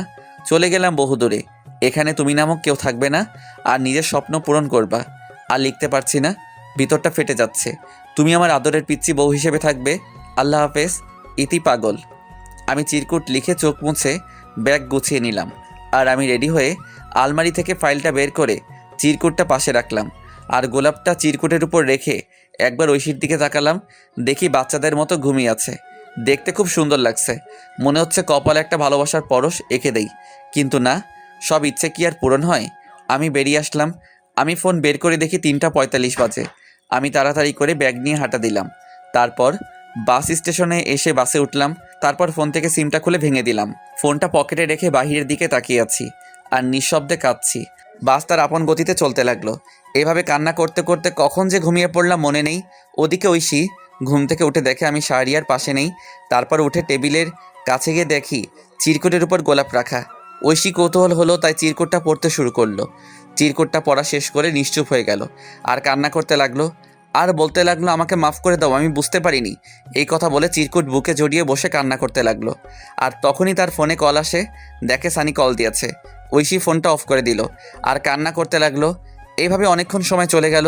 ঐশী ভাবলো শাহরিয়ারের অফিসে যাবে, সেখানে কোনো খবর থাকবে। হয়তো ঐশী তাড়াতাড়ি করে রেডি হয়ে অফিসে চলে গেল। আর যেতেই রাফার কাছে গেল, কারণ ঐশী আগে থেকে চিন্তা। গিয়ে দেখে রাফা কাজ করছে। ঐশী বলল, রাফা, আসবো? আরে ঐশী, আসো বসো। ঐশীকে বসলো আর বলতে লাগলো, আপু শাহরিয়ারের কোনো খোঁজ জানেন? যেই ছেলেটা তোমার জন্য বাড়ির ছেলে তোমার হাত ধরে চলে আসছে আর সারাদিন কষ্ট করে তোমাকে সুখে রাখতে চাইছে, আর সেই তুমি এতটা নিচে নামতে পারলে? কান্না করছে। পবিত্র ভালোবাসা ছিল শাহরিয়ারের। ওর মতো স্বামী থাকতেও তোমার অন্যজনের সাথে শাহরিয়ার তো তোমাকে মুক্ত করে দিয়ে গেছে। তুমি সানির সাথে ভালো থাকো। আপু, আপনার পায়ে ধরি প্লিজ, ও কোথায়? এই বলে ঐশী রাফার পা জড়িয়ে ধরলো। এইসব করে লাভ নাই, আমি জানি না কোথায় গেছে। আমি সামান্য এই বলে ফাইল নিয়ে স্যারের রুমে চলে গেল। ঐশী উঠে বাসার দিকে যেতে লাগলো। ঐশী রিক্সা দিয়ে যাচ্ছে আর কান্না করছে। হঠাৎ রাস্তায় দেখতে পাই সানিকে। সানিও তাকে দেখে সামনে আসলো। রিক্সাওয়ালা দাঁড়ালো। সানি বলল, কি হলো, আমার সাথে কথা বলো না কেন? রিক্সা কেন আটকালেন? আগে বলো। আমার ভালো লাগে না। এতদিন আমার সাথে কথা বলে আর এখন এসব কথা? ঐশী ঠাস করে সবার সামনে জুতা খুলে সানিকে চড় দিল। আর ঐশী বাসায় গেল। আর ঐশী বাসায় গিয়ে কান্না করতে লাগলো। এদিকে আমার ঘুম ভাঙলো জোরে ঝাঁকুনির কারণে। আমি উঠে দেখি সবাই বাস থেকে নামছে। আমি পাশে সাইনবোর্ড দেখলাম, দেখে আমি চলে আসছি রাঙামাটি। আমি ব্যাগ নিয়ে বাস থেকে নামলাম। নেমে একটা ফাঁকা জায়গায় এসে স্যারের দেওয়া সেই ছেলেকে কল দিলাম। কল দিতেই সাথে সাথে কল ধরলো আর বলতে লাগলো, ভাই আপনি কোথায়? আমি তো বাসের সামনে। আমি বাসের পিছনে আছি, তুমি এদিকে আসো। তারপর একটা ছেলে আসলো আর আমাকে বলল, আপনি শাহরিয়ার রহমান? তুমি রাজু? ভাই চলেন। এরপর আমি ছেলেটার সাথে যেতে লাগলাম। একটু পর একটা গাড়িতে উঠলাম। রাজু গাড়ি চালাচ্ছে, আমি চুপচাপ বসে আছি। আমার শুধু ঐশীর কথা মনে পড়ছে। মেয়েটা এখন কি করছে কে জানে, ঠিক মতো খাওয়া দাওয়া করছে তো, এসব ভাবছি। আর তখন রাজু বলে উঠল, ভাই নামেন, চলে আসছি। ও আচ্ছা। আমি নেমে পড়লাম, দেখি একটা বাসা। তারপর রাজু আবার বলে উঠল, ভাই বাসা পছন্দ হয়েছে? আরে একা থাকবো তা আর পছন্দের কি, চলেন ভিতরে যাই। এরপর আমি রাজুর সাথে ভিতরে গেলাম। ভিতরে গিয়ে সব দেখতে লাগলাম। বাসাটা ভালো, সব কিছুই আছে। এরপর রাজু বলল, ভাই তাহলে আজকে যাচ্ছি। কিন্তু রান্না করার জন্য কে থাকবে? সরি ভাই, নিজে করতে হবে। আচ্ছা সমস্যা নেই। তাহলে যাচ্ছি। তাহলে আর এই নিন গাড়ির চাবি। আমার গাড়ি লাগবে না, অফিসের গাড়ি অফিসের থাক। তবুও ভাই, আমি অফিসের ম্যানেজার। আমার গাড়ি চালাতে ভালো লাগে না, তাছাড়া এই ভাঙা গাড়ি তো না। ও আচ্ছা। আমি বাইক কিনবো ভাবছি। আচ্ছা যাই তাহলে। এরপর রাজু চলে গেল। আমি ব্যাগ রেখে ফ্রেশ হয়ে নিলাম। তারপর রেডি হলাম বাইরে যাওয়ার জন্য। আর সন্ধ্যা হয়ে গেছে, তাই ভাবলাম রাতের খাবার খেয়ে আসি। আমি রেডি হয়ে হাঁটতে হাঁটতে কাছাকাছি একটা বাজারে আসলাম। বাজারে এসে নতুন সিম নিলাম। তারপর একটা হোটেল থেকে 1 প্যাকেট বিরিয়ানি নিয়ে বাসার উদ্দেশ্যে রওনা দিলাম। হেঁটে হেঁটে যাচ্ছি কারণ সন্ধ্যার প্রকৃতি খুব সুন্দর, তাও আবার রাঙামাটি, চারদিকে সবুজ আর সবুজ, আর ছোট আঁকাবাঁকা রাস্তা। হেঁটে যেতে ভালোই লাগছে। আমি আসার সময় সিমটা ফোনে ভরলাম আর ফেসবুক ডিঅ্যাক্টিভেট করে দিলাম, আর গ্যালারি চেক করে দেখি ঐশীর একটা পিক রয়েছে। আমি তো সব পিক বাসে ডিলিট করছিলাম, হয়তো এটা ভুল করে রয়ে গেছে। আমি পিকটার দিকে তাকিয়ে হাঁটতে লাগলাম। পিকটা দেখে ঐশীর ওইসব ঘটনা মনে পড়ে গেল, আর পিকটা ডিলিট করে দিলাম। আর বলতে লাগলাম, পাগলি রে, একদিন পাগলের মতো খুঁজবি, তখন বুঝতে পারবি কী ছিলাম তোর জীবনে। কিন্তু সেদিন আমার এই ভালোবাসাটা নাও থাকতে পারে। এইসব ভাবতে ভাবতে বাসায় চলে আসলাম। বাসায় এসে ফ্রেশ হয়ে খাবার খেয়ে নিলাম। খাবার খাওয়ার সময় ঐশীর কথা মনে হচ্ছে, কারণ ঐশী যে আমাকে খাইয়ে দিত। তবুও কষ্ট করে খেয়ে শুয়ে পড়লাম। শরীর ক্লান্ত থাকায় চোখ বন্ধ করতেই ঘুমিয়ে পড়লাম। সকালবেলা ঘুম থেকে উঠে ফ্রেশ হয়ে রেডি হয়ে নিলাম, তারপর অফিসে যেতে লাগলাম। রাস্তায় তেমন গাড়ি নেই, আমি হেঁটে হেঁটে যাচ্ছি। কিছুক্ষণ হাঁটার পর দেখি একটা অটো আসছে, আমি অটোতে উঠে পড়লাম। তারপর অফিসে চলে আসলাম। অফিসে আসতেই সবাই আমাকে অভিনন্দন জানালো। আমি সবার সাথে কৌশল বিনিময় শেষে কেবিনে গেলাম। কেবিনে গিয়ে বসতেই রাজু আসলো আর বলল, স্যার আসবো? আসো, আর আমাকে ভাইয়া রাখবে। ভাই এই যে ফাইল, একটু দেখেন। আর শোনো, অফিস শেষ হলে দেখা করবে। আচ্ছা ভাই। এরপর রাজু চলে গেল। আমি ফাইল দেখতে লাগলাম, আর তখনই একটা মেয়ে আসলো। স্যার আসতে পারি? আসুন। মেয়েটি এসে আমার কাছে ফাইল দিল। আমি মেয়েটির দিকে তাকালাম, দেখলাম মেয়েটা প্রেগনেন্ট আর বয়স প্রায় আমার সমান হবে। আরে আপনি এই অবস্থায় অফিসে কেন? ছুটি নিলেও পারতেন। সমস্যা নেই স্যার। আপনার নাম কি? জি যারা। ও আচ্ছা, আপনাকে ছুটি দিয়ে দিলাম, আজ আপনি বাসায় চলে যান। ধন্যবাদ স্যার। স্যার বলে ডাকবেন না, ভাই বললে খুশি হব। আচ্ছা ভাইয়া। আমি রাজুকে বলে দিচ্ছি, ও আপনাকে নামিয়ে দিয়ে আসবে। তার দরকার নেই। আরে কি বলেন, যেটা বলছি এটাই শেষ কথা। এরপর আমি ফোন দিয়ে রাজুকে বলে দিলাম। তারপর আমি আমার কাজ করতে লাগলাম। কাজ করতে করতে কখন যে দুপুর পার হয়ে বিকাল হয়ে গেল। তারপর আমি উঠে বের হলাম, আর তখন রাজু বলল, ভাই অফিস তো শেষ, আপনি বলছিলেন দেখা করতে। একটা বাইক কিনবো, চলো ব্যাংকে যাই। এরপর রাজুকে নিয়ে ব্যাংকে গেলাম। আমার কিছু জমানো টাকা ছিল, আমি টাকাগুলো তুলে নতুন বাইক কিনলাম। বাইকটা বাংলাদেশে নতুন আসছে, এটা এত বছরের সঞ্চয় দিয়ে কিনলাম। অনেক দিনের শখ ছিল নিজের টাকায় বাইক কিনবো, তাই খুব খুশি হলাম। আমাকে খুশি দেখে রাজু বলল, সত্যি ভাই, নিজের টাকার বাইক কিনলে ফিলিংসটা অন্যরকম লাগে। এরপর রাজুকে বিদায় দিয়ে আমি রাতের খাবার বাহির থেকে খেয়ে বাসায় চলে আসলাম। এভাবে বেশ কিছুদিন চলে গেল। এখন আর ঐশীর কথা মনে হয় না, কারণ অফিসের সবার সাথে বন্ধু হিসেবে কথা বলি আর আড্ডা দিই। কিন্তু একদিন আমি অফিসের শেষ করে রাতে বাসার দিকে যাচ্ছি। নীরব রাস্তা, তেমন কোনো মানুষজন নেই। আমি হেডফোন কানে দিয়ে আনমনে বাইক চালাচ্ছি। হঠাৎ রাস্তার পাশ থেকে একটা মেয়ের চিৎকার আসছে। আমি বাইকটা ব্রেক করলাম আর সামনে গেলাম, আর গিয়ে দেখি অফিসের সেই মেয়ে যারা প্রসব বেদনায় চিৎকার করছে। তাই আমি তখন বললাম, আপনি এখানে? আপনার হাজবেন্ড কই? ভাই আমাকে হাসপাতালে নিয়ে যাবেন, আমি পারছি না।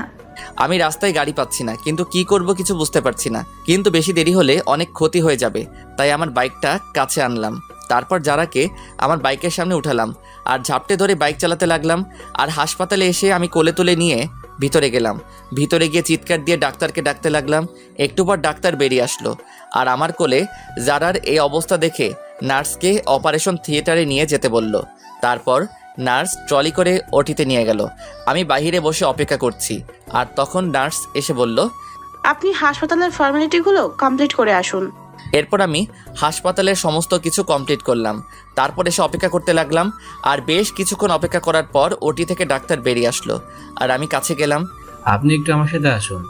এরপর ডাক্তার আমাকে ওটির ভিতরে নিয়ে গেল, আর তখন যারা মেয়েটি আমাকে দেখে অক্সিজেন মাস্ক খুলে আমাকে বলতে লাগলো, ভাই আমার সময় শেষ হয়ে গেছে, আমি মনে হয় বাঁচবো না।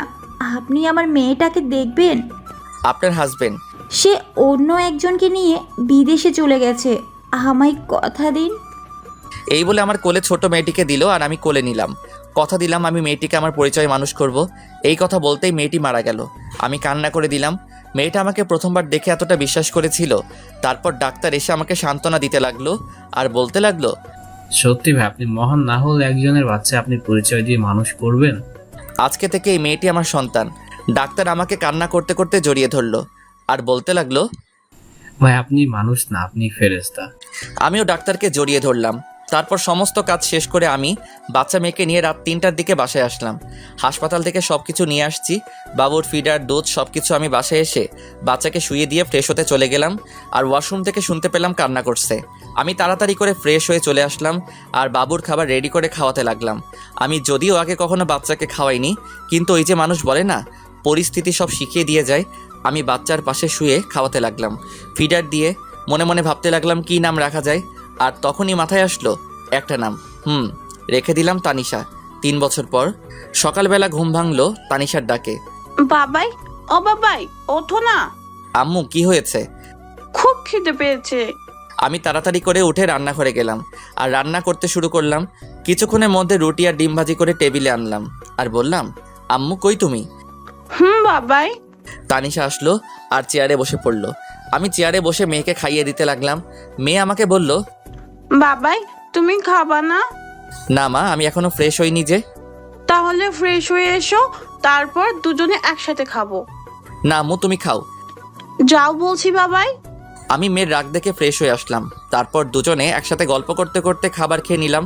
তখন তানিশা বলল, বাবাই, আমি ডাক্তার আঙ্কেলের কাছে যাব। আচ্ছা চলো তাহলে। এরপর আমি রেডি হয়ে নিলাম, মেয়েকে রেডি করিয়ে বাইক নিয়ে বের হলাম। তারপর হাসপাতালের দিকে যেতে লাগলাম। রাস্তায় বাবা মেয়ে কথা বলতে বলতে আসলাম। আমি এসে বাইক রেখে ভিতরে গেলাম। আমার আগে তানিশা দৌড়ে চলে গেল। তানিশা যেতেই রাকিব বলল, আরে তানিশা আম্মু যে। এই বলে রাকিব তানিশাকে চেয়ার থেকে উঠে এসে কোলে তুলে নিল। আর তখন পাশে বসে থাকা নতুন মেয়ে ডাক্তার বলল, স্যার, এটা কি আপনার মেয়ে? না, শাহরিয়ার সাহেবের। কথাটা শুনে পাশে থাকা মেয়েটা অবাক হয়ে গেল আর নিশ্চুপ হয়ে গেল। এদিকে আমি রাকিবের কেবিনে গেলাম। কেবিনে গিয়ে দেখি রাকিবের কোলে তানিশা বসে আছে। রাকিব আমি লাঞ্চে এসে নিয়ে যাব। আমার কণ্ঠ শুনে পাশে থাকা মেয়েটি আমার দিকে তাকালো। আমি তাকাতেই আমি অবাক, কারণ এটা আর কেউ না, হ্যাঁ এটাই ঐশী। ঐশী আমাকে দেখেই পায়ে ধরে ফেললো আর বলতে লাগলো, আমি তোমার পায়ে ধরি, আমাকে মাফ করে দাও। আরে কে আপনি? আমার পা ছাড়ুন। কিন্তু ঐশী পা ছাড়ছে না। আমি জোর করে ছাড়িয়ে চলে আসলাম আমার বাইকে। ঐশী এসেছিল, কিন্তু আমি জোরে বাইক স্টার্ট দিয়ে অফিসে চলে আসলাম। অফিসে এসে কাজে মন বসছে না, কিভাবে বসবে? পুরনো ভালোবাসার মানুষকে দেখে ওদিকে ঐশী রাকিবের কাছে গেল আর বলতে লাগলো, ভাইয়া প্লিজ বলুন, এই হলো আমার হারিয়ে যাওয়া শাহরিয়ার। কি বলো? সে আমাকে রেখে বিয়ে করেছে, তবু আমাকে ক্ষমা করলো না। শাহরিয়ার বিয়ে করেননি? তাহলে মেয়ে? দাঁড়াও বলছি, আগে তানিশাকে ওদিকে পাঠাও। এরপর রাকিব তানিশাকে অন্য একটা নার্সের সাথে খেলতে পাঠালো। হাসপাতালের সবাই তানিশাকে চিনে আদর করে। বাসার পাশে হাসপাতাল হওয়ার কারণে কোনো সমস্যা হয় না। এরপর রাকিব ঐশীকে সব কিছু বলতে লাগলো। সব শুনে ঐশী চুপ করে রইল। ঐশী কোনো কথা বলছে না। তখন আবার রাকিব বলল, ওনার মতো লোক বন্ধু হিসাবে পেয়েছি, এটাই অনেক। ওর বাসার ঠিকানা দেন। এরপর রাকিব আমার বাসার ঠিকানা দিয়ে দিল। এদিকে আমি চেয়ারে হেলান দিয়ে ঐশীর কথা ভাবছি। আমি কি আজও ঐশীকে খুব ভালোবাসি? নিজেকে নিজেই প্রশ্ন করলাম। তখনই দরজার কাছ থেকে কেউ বলে উঠল, আসতে পারি স্যার? আমি না দেখে বললাম, আসুন। আমি তাকিয়ে তো অবাক, কারণ এটার কেউ না, এটা রাফা। দোস্ত তুই কেমনে সম্ভব? তোর জন্য আমাকে রাঙামাটি আসতে হলো। তারপর বল, কেমন আছিস? ভালো, তুই? আলহামদুলিল্লাহ ভালো। এবার বল কি খাবি? এখন তোর মাথা, বাকিটা পরে দেখা যাবে। গুড। কতদিন আড্ডা হয় না। ঐশীর সাথে দেখা হয়েছে। আমি প্রশ্নটা শুনে চুপ করে রইলাম। আমাকে চুপ থাকতে দেখে আবার বলল, তোর সাথে গুরুত্বপূর্ণ কথা আছে। বল। তুই ঐশীকে মেনে নে। কি? এটা তুই কি বলছিস? আমি বলছি, কারণটা জানলে তুই কান্না করবি। বল তাহলে শুনি। তুই চলে আসার পর ঐশীর মানসিক অবস্থা খুব খারাপ হয়। দিনের পর দিন না খেয়ে দিন কাটাতো। কি বলিস? তারপর আমি একদিন বাসায় গিয়ে দেখি ফ্লোরে পড়ে আছে। তারপর আমি নিয়ে হাসপাতালে যাই। হাসপাতালে ডাক্তার বলে মানসিক অবস্থা খুব খারাপ, সুস্থ হতে 6 মাস লাগবে। 6 মাস ধরে চিকিৎসা চলছিল, কিন্তু সবসময় শুধু তোর। আমি তাকে আমার সাথে রাখি। আমি তো একটা মেয়ে, আমি বুঝতে পারি সত্যি এখনো মেয়েটা তোকে অনেক ভালোবাসে। আমি নিজে চোখে দেখছি তোর জন্য প্রতিটা রাত কান্না করতো। প্লিজ মেয়েটাকে আর কষ্ট দিস না। এখন আমার খুব খিদে পেয়েছে, খাবো। ওয়েট, আমি রাজুকে ফোন করে বলে দিলাম খাবার আনার জন্য। একটু পর রাজু খাবার নিয়ে আসলো আর খাবার দিয়ে চলে গেল। আমি আর রাফা মিলে খাবার খেয়ে নিলাম। তারপর বললাম, চল বাসায় যাই। পাগল নাকি? একটু পর আমার ফ্লাইট। মানে কি বলিস? তোর ভাতিজা হয়েছে, তাই তার জন্য যেতে হবে আজকেই। তাই নাকি? দোস্ত আমি যাই রে, আর ভাবিকে নিয়ে আসিস। তোর মেয়েকে দেখতে পারলাম না। তুই সব জানিস? তোর মতো বন্ধু সবার কপালে থাকে না। তুই সত্যিই ভালো মানুষ। দোস্ত, আমি চাচ্ছি আমার শহরে যাব। মা বাবা কেমন আছে? গুড। এরপর রাফার সাথে আরও অনেক বিষয় নিয়ে কথা বললাম। তারপর রাফাকে এগিয়ে দিয়ে আসলাম। এভাবে দুপুর হয়ে গেল। আমি দুপুরে বের হলাম আর সোজা চলে আসলাম হাসপাতালে, কারণ মেয়েকে নিয়ে যেতে হবে। তাই আমি এসে রাকিবের কেবিনে গেলাম। কেবিনে গিয়ে দেখি ফোনে কথা বলছে। আমাকে দেখে ফোনটা রেখে দিয়েছে। আমি বললাম, তানিশাকে ডাক দে, বাসায় যাব। বাসায় চলে গেছে। কি বলিস? কার সাথে? বাসায় গিয়ে দেখতে পারবি। আচ্ছা, যাচ্ছি তাহলে। এই বলে যেতে লাগলাম। দরজার কাছে আসতেই রাকিব পিছন থেকে বলে উঠল, এবার আরেকটা তানিশা চাই। এই বলে হেসে দিল। আমি বুঝতে পারছি রাকিব কি বলছে। আমি বাইক নিয়ে বাজারে আসলাম। বাজারে এসে তানিশার জন্য কিছু কিনে বাসায় চলে আসলাম। বাসায় এসে কলিং বেল দিলাম আর একটু পর কেউ দরজা খুলে দিল। আমি দেখি ঐশী আমাকে দরজা খুলে দিয়ে মাথা নিচু করে দাঁড়িয়ে আছে। আমি চুপ করে ফ্রেশ হতে চলে গেলাম। ফ্রেশ হয়ে এসে দেখি তানিশা ঘুমাচ্ছে। আমি খাবার খাওয়ার জন্য টেবিলে গেলাম। টেবিলে গিয়ে দেখি ঐশী খাবার নিয়ে বসে আছে। আমি টেবিলে বসলাম আর সাথে সাথে ঐশী আমাকে খাবার দিল। আমি খাবার খেতে লাগলাম। ঐশীর দিকে না তাকিয়ে আমি খাবার খেয়ে চলে আসতে লাগলাম আর পিছনে ফিরে বললাম, খাবার খেয়ে নেবেন। কথাটা শুনে ঐশী খুব খুশি হলো আর খেয়ে নিল। আমি এসে ফোন টিপছি। আমি আমার পুরনো আইডি লগইন দিলাম আর লগইন করতে দেখি অনেক মেসেজ। আমি জিহাদের আইডিতে মেসেজ দিলাম আর লিখলাম, দোস্ত, এটা আমার নাম্বার আর 2 দিন পর আমি ফিরছি। এটা বলে আরও কিছুক্ষণ ফেসবুক চালিয়ে ঘুমিয়ে পড়লাম। যখন ঘুম ভাঙলো তখন দেখি তানিশা আর ঐশী বসে বসে হাসাহাসি করছে। আমাকে উঠতে দেখে তানিশা বলল, বাবা জানো, মা আমাকে অনেক আদর করে। তাই? আমি বুঝি আদর করি না? করে। আমি মাকে কোথাও যেতে দিব না। আচ্ছা, খাবার খেয়েছো? মা খাইয়ে দিয়েছে।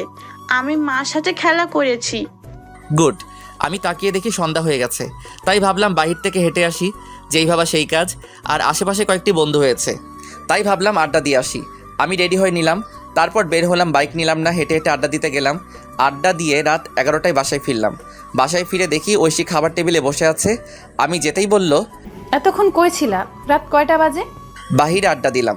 আমি কখন থেকে বসে আছি। সরি। ঐশী এরপর খাবার খাইয়ে দিতে লাগলো। আমি না করলাম না। খাবার খেয়ে রুমে এসে শুয়ে পড়লাম। একটু পর ঐশী আসলো আর সোজা আমার বুকে আসলো। হচ্ছে কি? কেন বুঝতে পারো না? আমি প্রস্তুত না। আমাকে ক্ষমা করা যায় না? ক্ষমা অনেক আগে করেছি। তাহলে কাছে নিতে সমস্যা কি? ভালো লাগছে না। আমি মানবো না। মেয়ে আছে। আমি সানিকে শুধু বন্ধু ভাবতাম আর আমার দেহ শুধু তোমার। আমি ঠাস করে চট দিলাম আর সরিয়ে দিলাম। ঐশী নিচে পড়ে গেল। আর তখনই পাশে একটা ফল কাটার ছুরি ছিল, ওটা দিয়ে হাত কেটে ফেললো। আমি সাথে সাথে উঠে পড়লাম আর গালে থাপ্পড় মারলাম। কিসের এত পাগলামি তোমার? তোমার পিচ্ছি বউয়ের অধিকার দাও। আমি তাড়াতাড়ি করে হাত ব্যান্ডেজ করে দিলাম আর বিছানায় শুয়ে দিলাম। ঐশীর উপর এত রাগ হচ্ছে, হাত কেন কাটবে? ইচ্ছে করছে আরও কয়েকটা চট দেই। দাও, তবুও তো তোমার ভালোবাসা পেলাম। উফ, কি যে করি। ঐশী তখন আমাকে ধাক্কা দিয়ে ফেলে পাগলের মতো চুমু দিতে লাগলো। আমি প্রথমে বাধা দিলাম কিন্তু শুনলো না। একসময় আমিও নিজেকে কন্ট্রোল করতে পারলাম না। হারিয়ে গেলাম ভালোবাসার রাজ্যে। ফজরের সময় ঐশীর ডাকে ঘুম ভাঙলো। এই উঠো, গোসল করো, যাও। আরে ঘুমাতে দাও। পরে মেয়ে উঠে পড়বে। উফ, আর একটু। না, এবার উঠো তো, সারা রাত অনেক হয়েছে। এই বলে ঐশী উঠে ফ্রেশ হতে চলে গেল। ঐশী ফ্রেশ হয়ে নামাজে দাঁড়ালো। আমিও গোসল করে নিলাম। তারপর নামাজ আদায় করে আবার ঘুমিয়ে পড়লাম। ঘুম ভাঙলো তানিশার ডাকে। বাবাই, ও বাবাই, ওঠো, 11টা বাজে। আমি উঠে পড়লাম। তারপর ফ্রেশ হলাম। ফ্রেশ হয়ে রান্নাঘরে গিয়ে দেখি ঐশী কাজ করছে। দেখি ঐশী অনেক খুশি। আমি কাছে গিয়ে জিজ্ঞেস করলাম, আজ এত খুশি? অধিকার পেয়ে গেছি রাতে। মুচকি হাসি দিলাম। আজকে আমার বাসায় যাব। সত্যি? রেডি হও। আমি তানিশার কাছে আসলাম। এসে বললাম, আম্মু আজকে তোমার দাদার বাসায় যাব। ও তাই? আচ্ছা, আমি রেডি হচ্ছি। তোমার আম্মুর কাছে যাও। ওকে বাবাই। এরপর তানিশা ঐশীর কাছে চলে গেল। আমিও ব্যাগ গুছিয়ে নিলাম। তারপর অনলাইনে টিকিট কাটলাম। বিকেলবেলা সবাইকে নিয়ে বের হলাম। যথাক্রমে সব কিছু শেষে চলে আসলাম নিজের শহরে, যেই শহর একদিন রাতের অন্ধকারে ঐশীর হাত ধরে ছেড়েছিলাম। তারপর গাড়ি দিয়ে আমাদের বাসার উদ্দেশ্যে রওনা দিলাম। এই কয়েক বছরে চারদিকে অনেক পরিবর্তন হয়ে গেছে। বাসায় যেতে যেতে রাত 8টা বেজে গেল। আমি গিয়ে কলিং বেল দিলাম। বেশ কিছুক্ষণ পর মা এসে দরজা খুলে দিল। তারপরে মা আমাকে দেখে জড়িয়ে ধরলো। আমিও মাকে জড়িয়ে ধরলাম। তুই আমাদের একবার বলতি, তোর জন্য আমরা কি না করতাম। মাফ করে দাও মা। পাশে কে? তোমার বৌমা আর নাতি। মা গিয়ে ঐশী আর তানিশার সাথে কথা বলতে লাগলো। আমি ভিতরে আসলাম। এসে দেখি বাবা, ভাইয়া, ভাবি আর একটা বাচ্চা ছেলে বসে আছে। আমাকে দেখে সবাই অবাক। তারপর আর কি, সবাই আমাকে ইচ্ছে মতো বকা দিতে লাগলো। অবশ্য মায়ের কথাই মেনে নিয়েছে। এখন আমরা খুব সুখী, নেই আর কোনো কষ্ট দুঃখ। তারপর আমি আমার রুমে গেলাম, রুমটা আগের মতোই আছে। আমি গিয়ে ফ্রেশ হয়ে নিলাম, তারপর শুয়ে পড়লাম। শরীর ক্লান্ত থাকে, কখন যে ঘুমিয়ে পড়লাম বুঝতে পারলাম না। ঘুম ভাঙলো ঐশী জড়িয়ে ধরাতে। আমি তাকিয়ে দেখে ঐশী আমার বুকে। ঘুম ভাঙলো তাহলে? কয়টা বাজে? রাত 2টা। কি? আমি তো খাবার খাইনি, খুব খিদে পেয়েছে। এই জন্যই তো খাবার রুমে নিয়ে আসছিলাম। তানিশা কই? তার দাদুর সাথে ঘুমিয়েছে। ও, এরপর আমি ফ্রেশ হয়ে আসলাম। তারপর ঐশী আমাকে খাইয়ে দিল, আমি ঐশীকে খাইয়ে দিলাম। খাবার শেষ করে লাইট বন্ধ করে বারান্দায় আসলাম, এসে চাঁদ দেখতে লাগলাম। ঐশীকে পিছন থেকে জড়িয়ে ধরে তখন ঐশী বলল, এই দিনটার জন্য অপেক্ষা করছিলাম। তাই? তবে বিয়ে হয়েছে অনেক আগে। এতদিনে 4-5টা পোলাপান থাকার কথা, কিন্তু এখনো কিছুই হলো না। তাহলে হবে নাকি আজকে? আজকে সম্ভব না। কেন কেন? বুঝতে পারো না কেন? আমি তো আপনার মতো ডাক্তার নই। থাক, বুঝতে হবে না। কখন থেকে? দুপুর থেকে। বলনি কেন? রাস্তায় কি করে বলি? আছে না, আনতে হবে। সকাল পর্যন্ত চলবে। আচ্ছা, সকালে এনে দিব। পেট ব্যথা করছে। চলো রুমে। আমি কোলে করে নিয়ে রুমে আসলাম, এসে শুয়ে দিলাম। তারপর পেটে হাত দিলাম। পেটে হাত দিতেই ঐশী কেঁপে উঠলো। আমি বললাম, ঘুমিয়ে পড়ো। জড়িয়ে ধরো। আমি শক্ত করে জড়িয়ে ধরলাম। তারপর দুজনে ঘুমিয়ে পড়লাম। এভাবে চলতে লাগলো আমাদের মিষ্টি সংসার। হাই বন্ধুরা, গল্পটা কেমন লাগলো অবশ্যই কমেন্ট করে জানাবেন।